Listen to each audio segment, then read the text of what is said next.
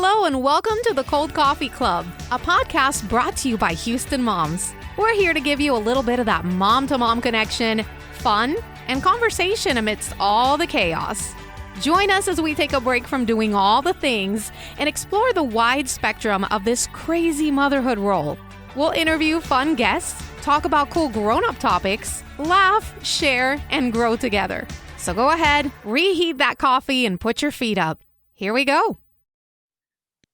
Hello, friends. Welcome to the Cold Coffee Club. This is Jenny coming at you with Ashley. Hello. Hi. So thanks for joining us again today. We have loved coming to you each week. We've got a couple of these under our belt now. And goodness, we have loved getting some feedback from you guys. And before we get started on today's episode, we do have just a little request. We post about these each week on our social media platforms, but we do want to ask if you could do us a little favor and on wherever you listen to this, whether you're on Apple Podcasts or on Spotify or on YouTube, if you could hit that little subscribe button or give us a like. It really helps with the platforms and helps us kind of show up better when people are typing us in, trying to find us. It helps us with the algorithms and things like that. So if you could hit that subscribe button, and it's going to help the episodes come to you naturally and you don't have to wait for our notifications. Yes. So hit that subscription button. We would really love that. But we are going to have a really special guest talk to us today. But before we do that, I want to just check in with my sweet friend Ashley here and ask how you're doing and spill the tea a little bit. Tell me a little bit about how your mom week is going. How's it been going with your little boys? It's going. Oh, I don't know if you can see my mug. It says, "Good morning, gorgeous." Good morning, gorgeous. What an appropriate mug. You are looking beautiful today. Right back at you. Note for the audio, Ashley's wearing a gorgeous yellow and it looks lovely on her. Oh my gosh. Oh, you flatter me, Jenny. The week is going, keeping busy. So for spilling the tea, my win this week was that we went to the rodeo for the first time. First Timers Club. Oh my gosh. It was so I was smart about it. I went on like a grown-up day and then I also took my kids separately. I was like, okay, this is fun. And so the first time got to eat lots of junk and just spend hours upon hours just wandering around and didn't have anyone complain that they needed to go potty. Yes. So that was fun. Went to the wine garden, all that fun stuff. And then when I went with my kids, we rode all the rides. We spent entirely too much money, but it was so worth it. And it was, my kids had such a great time. My youngest said, "Mom, this is the best day ever." And then he paused and said, "Wait, well, I can't remember all the days. So it's the best day that I can remember." I'm like, okay. We live a logical little man. Yes. Well, obviously we can't remember all of them. Exactly. Yeah. Cute boy. Yes. The only downside, my fail, was that I underestimated, or at least I didn't prepare for mutton busting. So we talked about it during our rodeo episode. And so I was not prepared for the amount of time you'd spend in line, how they kind of break it up. There's like a limit to how many kids will be able to go per time frame, and you're waiting to sign up, then you're waiting to go do it. So I didn't really plan that out too well. So we ended up not doing it, which is fine. But, I went to the rodeo alone with 3 kids. I'm like, we're not spending all this time in line. Yeah. They were starting to lose it. So, next year. Yeah, that's okay. You gotta, you kind of do something new every year. You can't do it all at once. You gotta have something to look forward to. That's true. Awesome. Well, I love that y'all got to experience it for the first time. I love that. And I just think it's such like a tradition. Yes. We're real Houstonians now. Yes. I have memories, from when I was little bitty going to the rodeo. So I know that they're going to love it for forever. Yes. So how about you? Spill the tea for us.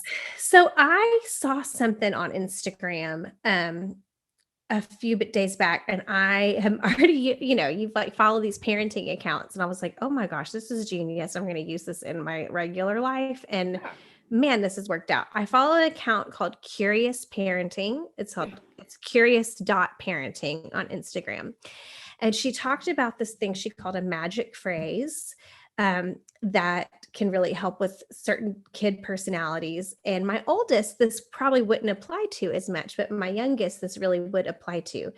And she talked about using the phrase as soon as, instead of making a demand of your kid. So the examples she gave were saying, we can't go to the park until you get dressed. So instead of saying that, saying we can go to the park as soon as you get dressed. And it kind of gives them a power rather than you are withholding something from them. And if your kid is the kind of child that maybe pushes back on authority a little bit, it kind of makes them feel like they have the power and they can have a choice to make rather than you're telling them no. She wrote here, I'm going to just read a little bit what she said. She says, when we make demands, kids see us as obstacles in getting what they want. Kids will see us as the problem rather than their own choices. When we partner with kids, kids see that we're on their side and they will see their own choices as the path to getting what they want. Ooh. Sometimes it's easy to forget it's not us versus them. And so it's been really cool to, say in my house, my son will want to play something and I will go, okay, you can play with that. As soon as you brush your teeth, you can play with that.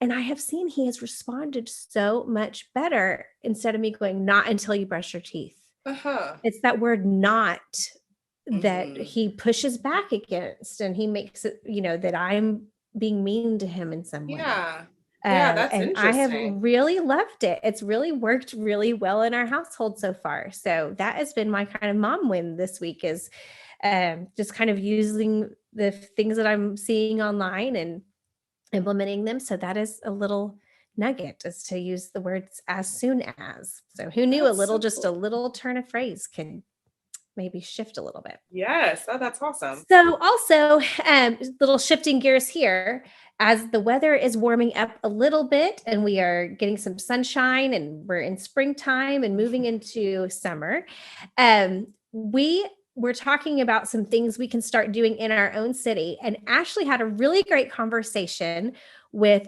Chris Sizemore, who is one of our contributors at Houston Moms, but she is talking to us about a really cool thing we can do in Houston. She wants to talk to us about taking a hike. So Ashley is going to, we're going to play that interview right now. So Ashley, roll the clip of your conversation with Chris. Absolutely. So we're talking about springtime and, wanting to be outdoors. And we know that you have a connection to the Houston Women's Hiking Group. And why don't you go ahead and tell us about that? So back in, I want to say it was, I think 2016, my mom had just gone through a divorce. And she was saying, we are a big outdoorsy family. I've camped my whole life. We've hiked, we've paddled, we've done all these different things. And she was like, Chris, I really want to go hike. And if you don't know, there's amazing hiking trails all through Houston. Like, people just think we're this big city. We're not there. I mean, it's incredible the hiking trails you can find. But she was like, I want to go hike, but I don't want to hike by myself. And I kind of like off the cuff was like, oh, start a Facebook group. And she did. And then somewhere between 2016 and now 11,500 Houston area women have joined this group. And oh, wow. Like 9,000 of them are actually active within this Facebook group. And she just started out by creating a group and saying, hey, I'm going to go hike, Memorial Park this time, meet me here. Does anybody want to go? Oh, awesome. And that's still the model. So we do our best. My mom and I admin the group. We do our best to vet every person. You have to answer questions. We want to make sure you're a woman, or at least you identify as female. And then you're not a creeper. Yep. Or a bot, and we get those, like, there's so many people, we get these men who want to join the group and they're like, oh, but I love women. And we're like, okay, good, but nope. Yeah. So, at any given time, like if you go to the events on our group, there's like 4 to 5 different things happening almost every single day with different people all over Greater Houston. I like to hike, but I stand up paddleboard. So I lead a lot of paddling events. Oh, cool. And then if you look at our events, all of our events are by default women only. Yeah. But we've got stuff that's if it says, with pets or all family or kids welcome or whatever. So you've got a lot of everything, and it's great because at any point you can just be like, yes, I would like to go hike at noon today. Yeah. It's the best. And people are going to be there. You're not going to be by yourself. Yeah. And it's so cool because as we've been talking to these women and amazed at what's happened, so many of them are you hear these women, they're like, yeah, I've lurked on the page for 9 months and this is my first event. Or I've come to Houston and this is the first time I've made friends and I've lived here for 3 years. Or, I went through a divorce and I thought I'd never, get out and have relationships with people again. And here I am. I was talking to a woman on the trail not too long ago, and her husband had died suddenly a couple years ago. And she made it a point to go and do things. And part of joining Houston Women Hiking was what got her out to go do things and helped her in the healing process and grieving. And so it's magical. That's the only thing I can say. That's amazing. That is so cool. So you mentioned that there's tons of different hiking trails and everything. What is your favorite, or at least your top 3 trails here in Houston? So Memorial Park has a amazing amount of trails. People forget that it exists. And there's a statistic out there that we have more trails in Memorial Park than they have in Central Park in New York City. Oh, so wow. It's bigger. Yeah. And that's incredible. There's a hike in there. Everybody calls it the Owl because you hike down and through this little underpass thing. And there's this beautiful owl face painted on the thing you walk through. And it's just gorgeous. And even if you get close up to where the eyes are, you can see the painter painted the reflection of the woods in the eyes of the owl. I mean, it's just beautiful. Oh, wow. So that's one of my favorites. Like I said, I'm a huge paddler, so I like to paddle. Lake Woodlands is a favorite of mine. Kickerillo is a great paddle spot. I love Galveston Bay is incredible for paddling because it's 2.5 feet, 3 feet deep. Which was surprising the first time I was there. My kid was like, Mom, can I jump off and swim? And I was like, yep. And she jumped off and she was just standing there. I was like, that's awesome. Okay. So those are some of my favorites. And it's so cool because I host these paddling events and there's these women that are like, I've never paddled before. Yeah. And one of them joined me on an event last summer, and now she owns her own kayak and she comes out to all the events, and she's like, I love this thing. And I'd never done it before really. And now it's, one of my favorite things to do. So it's cool. That's very cool. I love that it's more than just hiking. It's, there's paddling, and then there's great ways to build community. I love all of that. That's awesome. So we can find you on Facebook, correct? Yes. So if you search Houston Women's Hiking on Facebook, we'll pop up.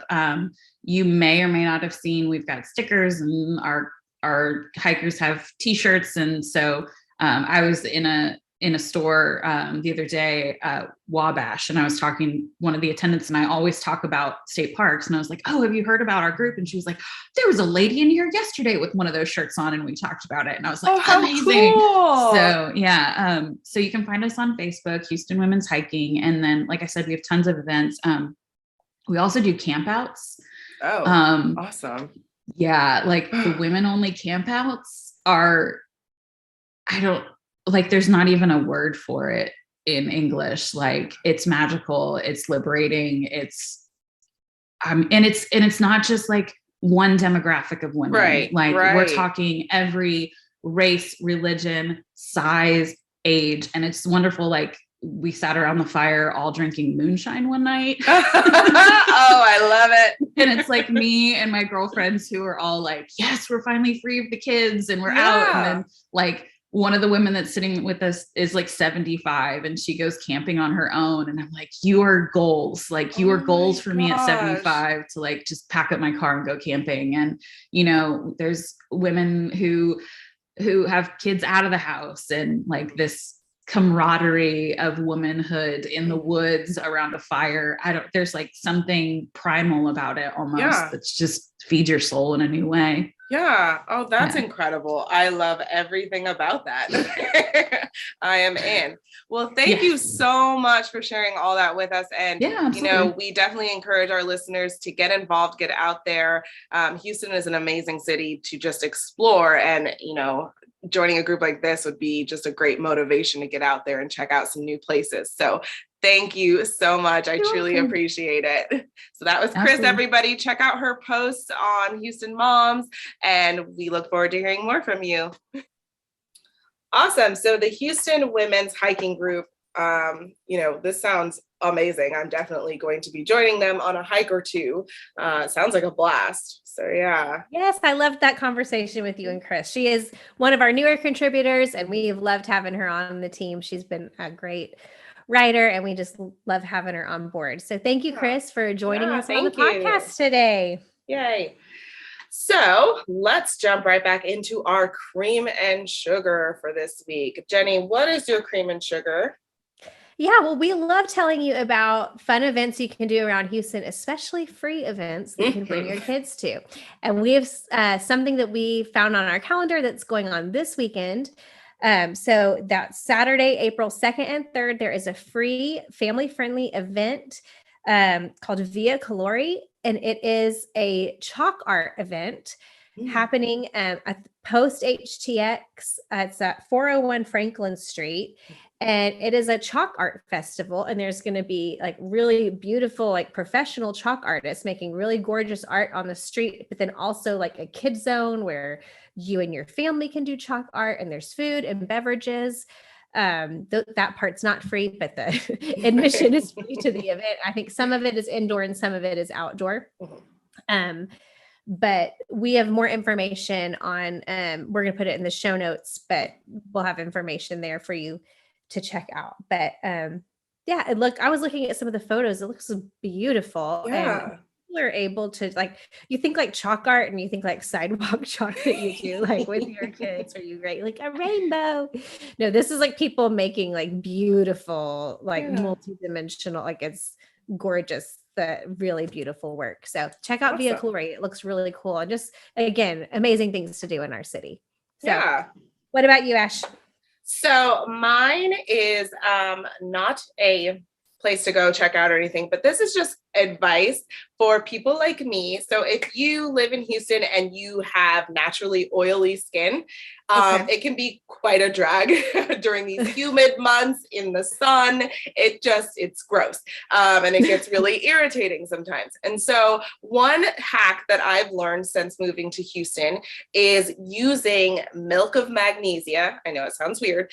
Using that as a primer on your skin. So this is something that I have sworn by for the last few years, and it has never failed me. So what I do is use like a makeup sponge or a brush and just make like a thin layer. If you're oily all over the place, you can do a thin layer all over your face, but I kind of just do the T-zone. Those are my problem spots, and just kind of dab like a thin layer on those T spots before I use a little bit of foundation, some blush before using any of that. Just put that on first and let it dry. And it absorbs the oil. It keeps your face from getting oily, and it helps your makeup last all day, which is amazing. And it's like a little primer. Yes, and it you definitely want to do a thin layer, because if you do too much, it's like super chalky. And it's like, how do I fix this? I made that mistake once, and it was just like I looked like a ghost. I was like, this is not a good look for me, guys. But a very thin layer, and it just absorbs all that oil, and it keeps you from being shiny and oily all day. I love that. And I struggle so much with like just feeling like I sweat all the time, and I just have this very, you want to glisten but not like exactly drenched. Yes. So thank you. That's a wonderful tip. Yes, I love it so much. So we're going to move right into our Houston Moms Blend. Now, this is one of my favorite segments because we get to highlight Houston moms contributors and the amazing work that they do with their writing. And so we could not pass up discussing Elizabeth's post. It is titled, "Can We Talk About Disabled Children and Puberty?"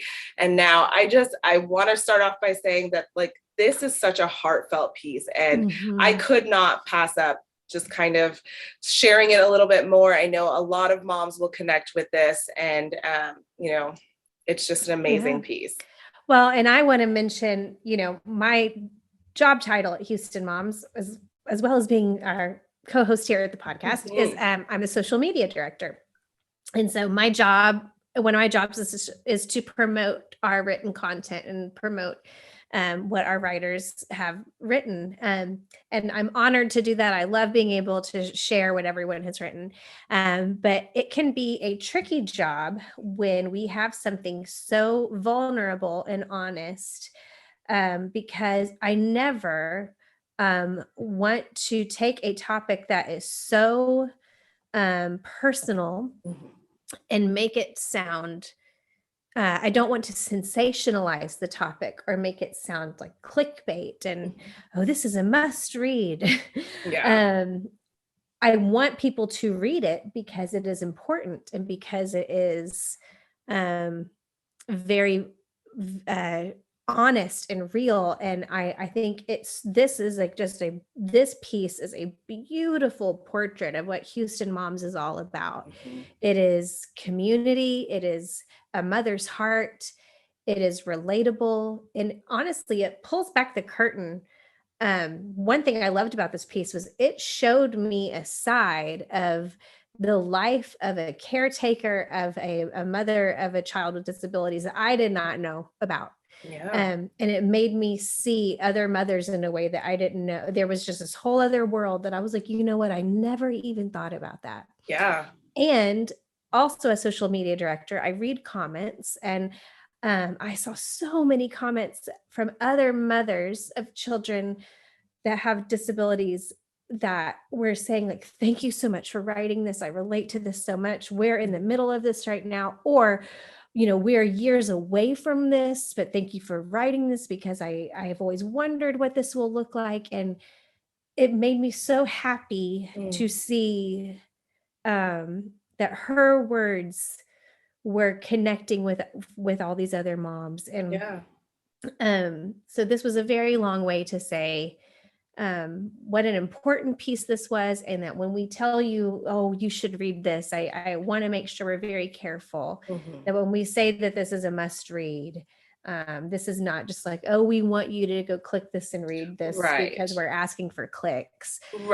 This is a true mother to mother. We are telling you we believe that this is a very important piece of a mother has written something from her heart. We would love to share that with you. That's the incredible thing about Houston Moms, is that this is not gimmicky. This is her life that she's sharing with us and letting us into. And so that's what makes it so incredible. And like you said, it was things that we hadn't thought of, and we'd kind of overlooked that side of, her life and any mother's life with a child with disabilities. So yeah, that was incredible. We couldn't pass up mentioning that post. Exactly. Let's wrap up our episode here today, and we're going to wrap up with our cheesiest moment of the show, which is our "See You Later" caffeinator. Which, man, when we first came up with that, we were so proud of ourselves, and now here we are every week with our our fun fact that we. It's not cheesy, Jenny. It's wonderful. It's amazing. Please, Ashley, send us off with our "See You Later" caffeinator. Yes. So this was just a fun one. Leonardo Dicaprio was named Leonardo because his pregnant mother was looking at a Leonardo da Vinci painting in a museum when she first felt him kick. Oh. And I thank goodness that I did not use that to name my children, because they would have been named after Glee characters or I don't know, Freddie Mercury. I was listening to a lot of Queen when I was pregnant. Oh, Mercury would be a great name. Mercury Black. I guess I could have gone with Freddie, but Mercury's more fun. Love it. All right, everybody, we'll hit that subscribe button. Give us a like, and thank you so much for listening, and we will see you next week. Thank you. Bye-bye. Bye. You've been listening to the Cold Coffee Club, brought to you by Houston Moms. We wish you a fabulous week with your families and look forward to sharing many more cups of cold coffee with you.